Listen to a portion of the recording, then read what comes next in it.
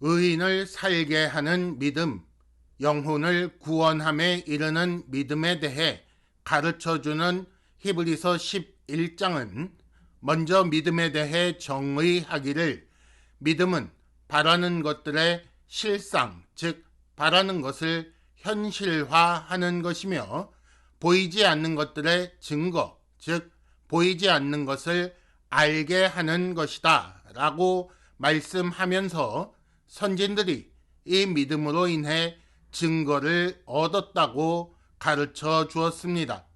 이어서 3절에서는 믿음을 통해 얻는 지식 가운데 어쩌면 제일 먼저 가져야 할 지식이 되는 하나님께서 말씀으로 아들을 통해 아무것도 없는 중에 창조하셨다는 사실을 우리에게 가르쳐 주었습니다.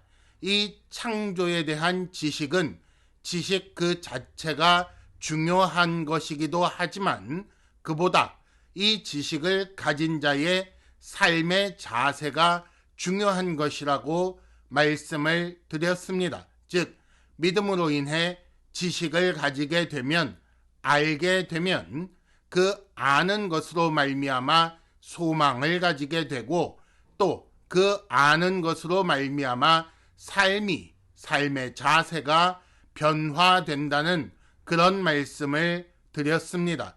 이어서 4절부터는 이런 믿음에 따라 살았던 선진들의 예가 나오고 있습니다. 오늘 본문 히브리서 11장 4절에서 7절까지 말씀에는 아벨, 에녹, 노아 이렇게 세 사람의 선진에 대한 말씀이 나오는데 각 사람마다 창세기의 중요한 사건들과 연결되어 있습니다. 그러므로 창세기를 시간을 들여서 깊이 탐구할 필요가 있습니다만은 오늘 이 짧은 설교 시간에 이 모든 내용을 다 살펴보는 것은 불가능하기 때문에 각 사람이 오늘 말씀을 듣고 더 깊이 탐구하고 묵상할 필요가 있다는 사실을 기억하시기 바랍니다. 오늘은 이 세 사람의 삶을 통해 공통적으로 드러나는 믿음을 가진 자의 삶의 특징에 대해 그들이 어떻게 구원에 이르게 되었는지에 대해 함께 간단히 알아보도록 하겠습니다. 오늘 본문 4절 말씀은 아벨이라는 사람에 대해 말씀하고 있습니다. 아벨이라는 사람은 창세기 4장에 그 자세한 사건이 기록되어 있습니다. 가인과 아벨이 각각 제사를 드릴 때에 하나님께서 아벨의 제사는 받으시고 가인의 제사는 받지 않은 그런 사건이 있었습니다.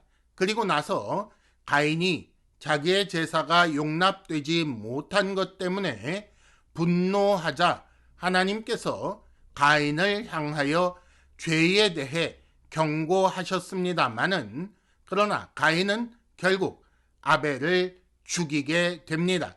이 사건이 창세기 4장에 기록된 사건의 내용인데 일반적으로 이 내용을 읽으면서 많은 사람들이 궁금해하는 것은 과연 하나님은 어떤 제사를 받으시는가? 왜 가인의 제사는 받지 아니하시고 아벨의 제사는 받으시는가? 이런 내용들을 궁금해합니다.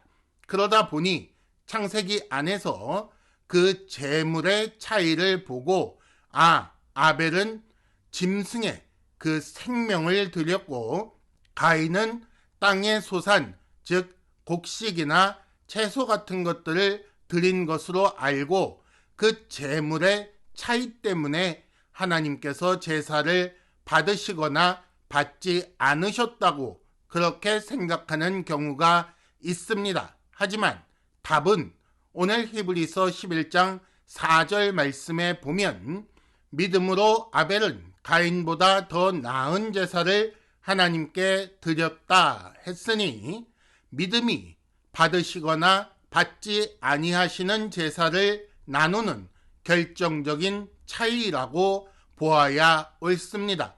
또 믿음으로 드린 제사로 말미암아 하나님으로부터 의로운 자라 하시는 증거를 얻었다라고 했고, 또 창세기 4장 4절에 여호와께서 아벨과 그의 제물은 받으셨다 해서 그 제물뿐 아니라 아벨도 하나님께서 용납하셨다라고 기록된 것을 보면 믿음으로 아벨은 하나님 앞에 의로운 자로 여김받았고 하나님께 용납되었다라고 우리가 이해하는 것이 옳습니다. 그렇다면 이렇게 되게 만든 아벨의 그 믿음이라는 것은 어떤 것인가? 이것을 알기 위해 우리는 먼저 왜 제사를 드려야 했는가라는 것을 생각해 보아야 합니다. 가인의 제사를 받지 아니하시고 그래서 가인이 분노하자 하나님께서 가인을 향하여 말씀하시기를 창세기 4장 7절에 네가 선을 행하면 어찌 낯을 들지 못하겠느냐? 선을 행하지 아니하면 죄가 문에 엎드려 있느니라 라고 말씀하신 것이 기록되어 있습니다. 여기서 선을 행한다 라는 말을 우리는 착한 일을 한다 정도로 생각하기 쉽습니다만은, 그러나 본래의 뜻은 제대로 한다, 옳게 한다 라는 그런 뜻을 가지고 있기 때문에 이 말씀을 다시 생각하면 네가 제대로 했다면 어찌하여 용서받아 얼굴을 들 수 있게 되지 않았겠느냐? 네가 옳게 제대로 하지 아니하였으니 하나님 보시기에 좋게 하나님 뜻에 합당하게 제사를 드리지 아니하였으니 죄가 여전히 문에 엎드려 있다라고 말씀하시는 것으로 읽어야 하겠습니다. 그렇게 되면 우리가 최소한 이 제사가 죄와 관련되어 있다는 사실을 알게 되는 것입니다. 그래서 아벨의 믿음이라는 것은 제사와 죄사함이 관련되어 있다는 이 지식을 가지게 할 만한 그런 믿음이라고 해석이 되는 것입니다. 믿음으로 드리는 제사를 통해 죄사함을 받고 의롭다 하심을 얻게 하시는 하나님의 그 은혜를 의지하여 제사를 드리는 그런 믿음을 아벨이 가졌기 때문에 그의 제사가 용납되었다라고 우리는 정리할 수가 있겠습니다. 가인과 아벨은 인류의 두 부류를 나누고 있습니다.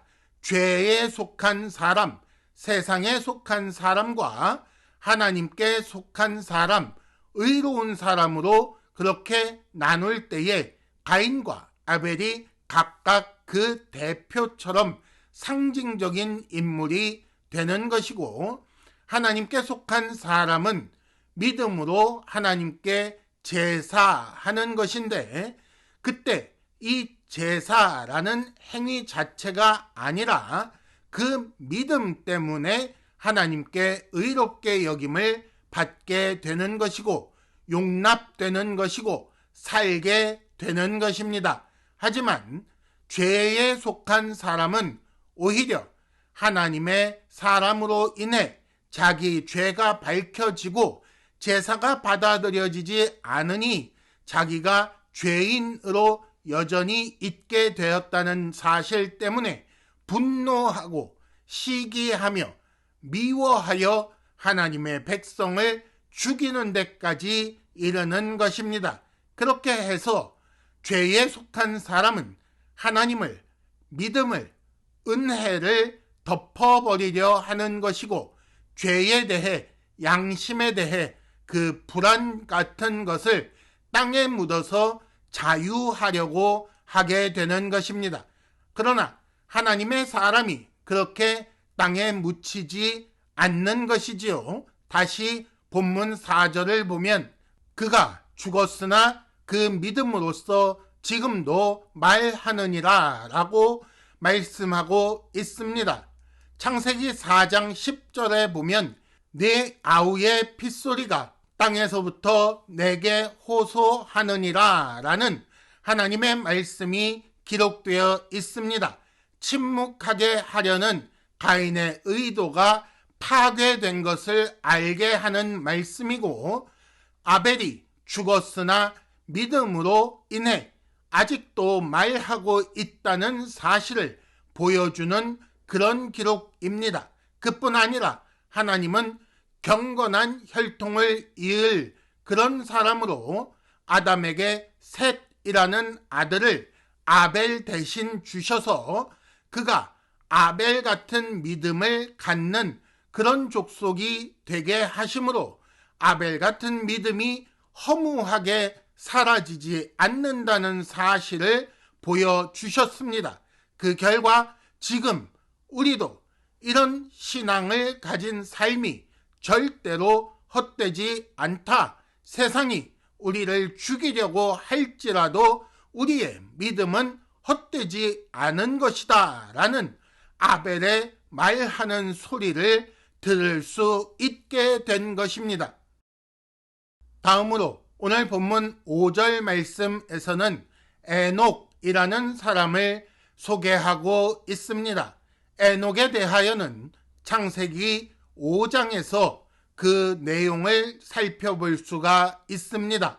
창세기 5장은 전체가 족보로 되어 있는데 아주 특이한 점을 발견할 수가 있습니다.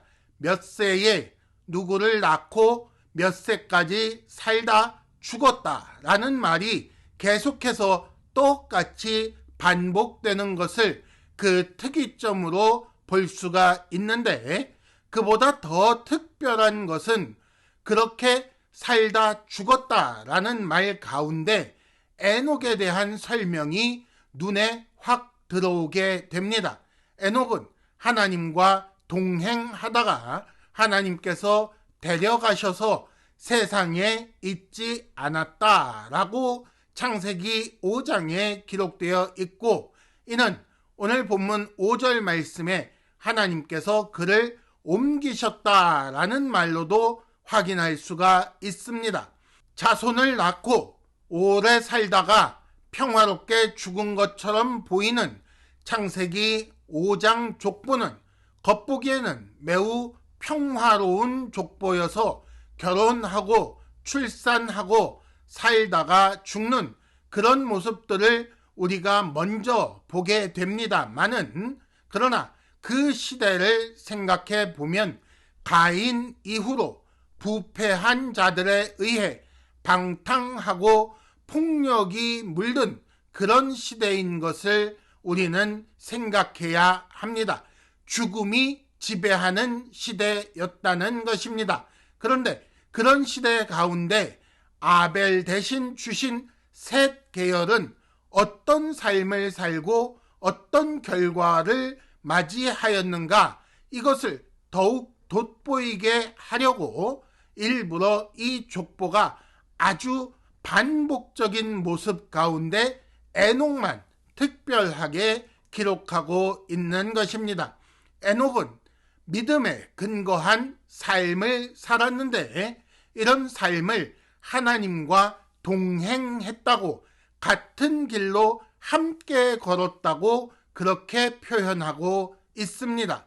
하나님과 동행하는 일이 어떻게 가능하겠습니까?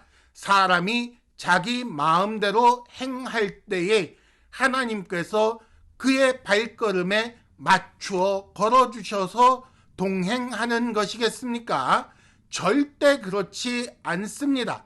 오히려 하나님께서 하나님의 뜻대로 행하실 때에 사람이 그 발걸음에 맞추어야 동행이 가능한 것입니다.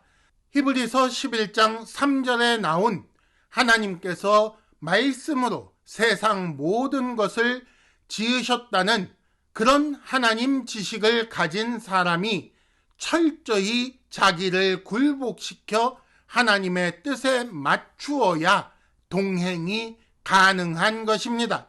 이런 삶을 오늘 본문 5절에서는 하나님을 기쁘시게 하는 것이라고 말씀하고 있고, 그래서 하나님은 하나님을 기쁘시게 하는 삶을 살았던 에녹을 죽음을 겪지 않도록 옮기셨다는 것입니다. 결국 에녹은 믿음을 가졌고 그 믿음 때문에 살 길을 알게 되었고, 그 지식에 근거하여 하나님을 기쁘시게 하는 삶을 살았고, 그 결과 살게 되었다, 죽음을 넘어서게 되었다라고 우리가 읽게 되는 것입니다.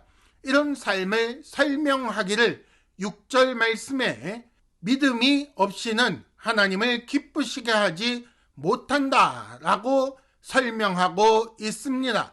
하나님을 기쁘시게 하는 것은 생활, 그 삶이 아니라 믿음이라고 표현한 것을 주의해서 보시기 바랍니다.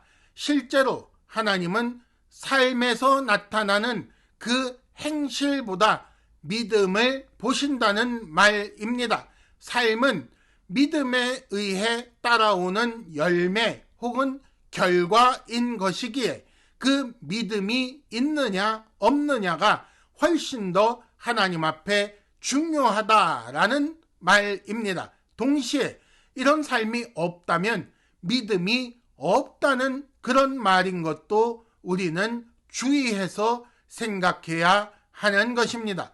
그래서 이런 믿음에 대해 설명하기를 다시 오늘 말씀 6절에 하나님께 나아가는 자는 반드시 그가 계신 것과 또한 그가 자기를 찾는 자들에게 상 주시는 이심을 믿어야 한다라고 말씀하고 있습니다.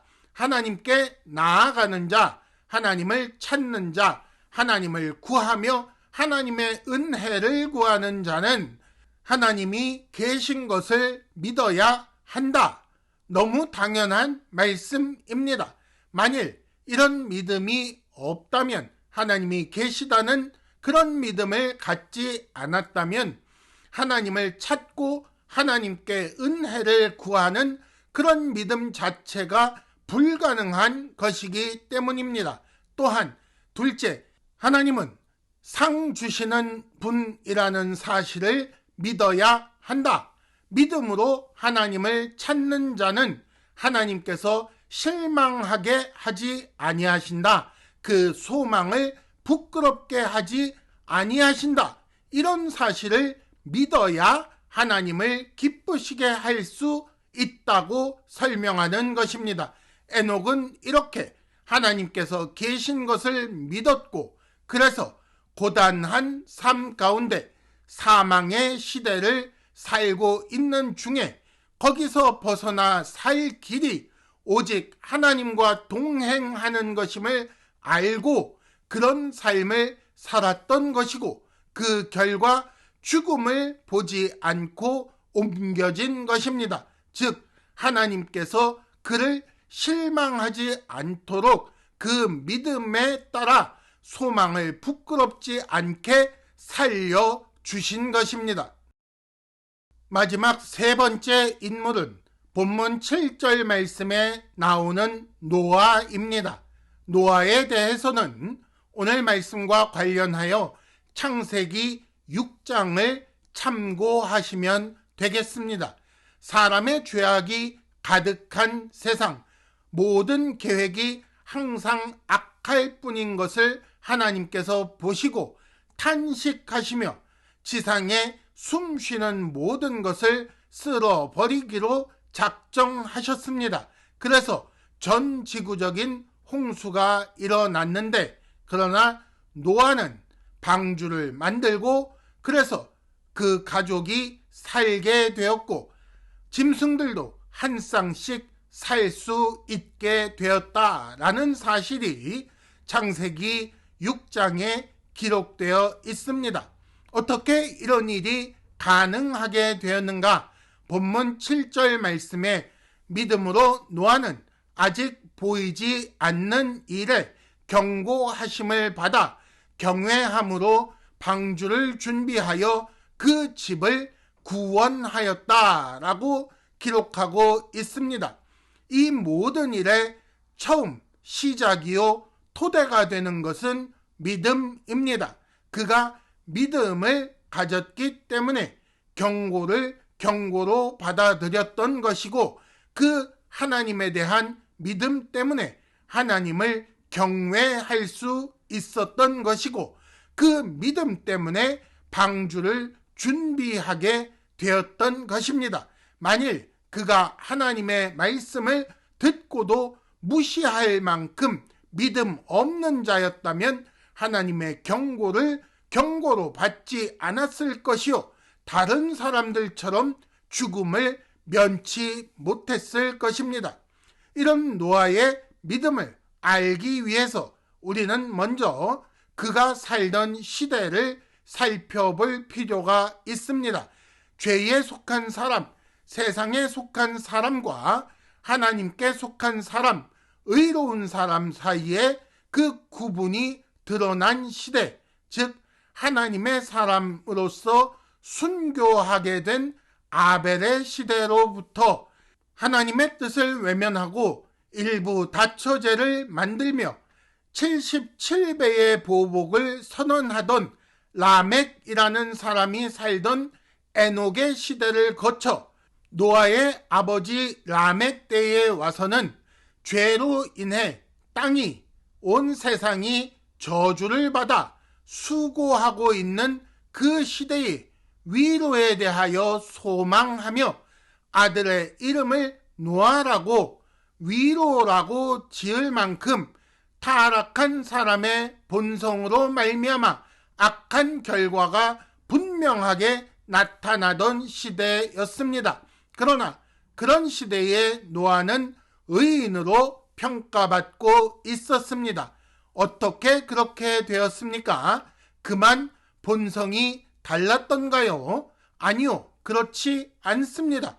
지구상의 모든 사람이 날 때부터 그 생각이 악할 뿐이라고 전적으로 부패했다고 말씀한 것이 바로 곁에 있습니다.